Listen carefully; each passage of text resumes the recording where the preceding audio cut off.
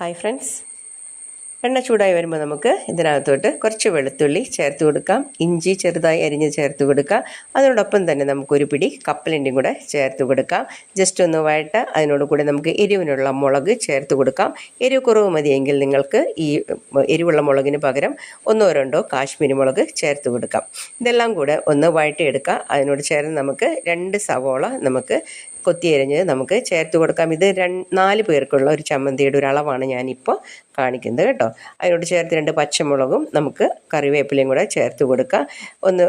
എല്ലാം കൂടെ ഒന്ന് മിക്സ് ചെയ്തെടുക്കുക. നമുക്ക് ഈ ചമ്മന്തിക്ക് ആവശ്യത്തിനുള്ള ഉപ്പും കുറച്ച് മഞ്ഞൾപ്പൊടിയും കൂടെ ചേർത്ത് കൊടുത്ത് നല്ല പോലെ ഒന്ന് ഈ സവാള ഒരു ഹാഫ് വെന്ത ആവുന്ന സമയത്ത് നമുക്ക് 2 തക്കാളി ചെറുതാക്കി അരിഞ്ഞെടുത്തതും കൂടെ ചേർത്ത് കൊടുക്കാം. എല്ലാം കൂടെ നല്ല പോലെ ഒന്ന് മിക്സ് ചെയ്ത് ഇളക്കി തക്കാളി നല്ല പോലെ വെന്ത് ഉടഞ്ഞ് വരുന്ന ആ ഒരു സമയമാകുമ്പോൾ നമുക്ക് ഒരു നുള്ളു പഞ്ചസാര, ഒത്തിരി ഒന്നും വേണ്ട കേട്ടോ, കുറച്ച് പഞ്ചസാര ഇതെല്ലാം ബാലൻസ് ചെയ്യാൻ വേണ്ടി നമുക്ക് ചേർത്ത് കൊടുക്കാം. പിന്നെ നമ്മൾ ഒരു ചെറുനാരങ്ങയുടെ 1/4 ഭാഗം നമുക്ക് അതിനകത്തോട്ട് പിഴിഞ്ഞ് കൊടുക്കാം.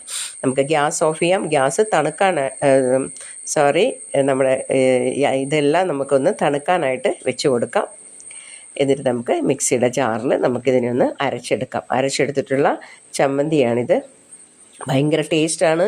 ഞാൻ നല്ല ടേസ്റ്റാണെന്ന് പറയുന്നത് പോലെയല്ല, ശരിക്കും നല്ല ടേസ്റ്റാണ്. ഇത് നിങ്ങൾക്ക് ചപ്പാത്തിയുടെ കൂടെയോ ദോശയുടെ കൂടെയോ അങ്ങനെ നമ്മൾ ചമ്മന്തിയുടെ കൂടെ ചോറിൻ്റെ കൂടെയോ എല്ലാം തന്നെ നമുക്ക് കഴിക്കാവുന്ന ഒരു സൂപ്പർ ചമ്മന്തിയാണ്. ഒന്ന് ട്രൈ ചെയ്ത് നോക്കണം. Thanks for watching.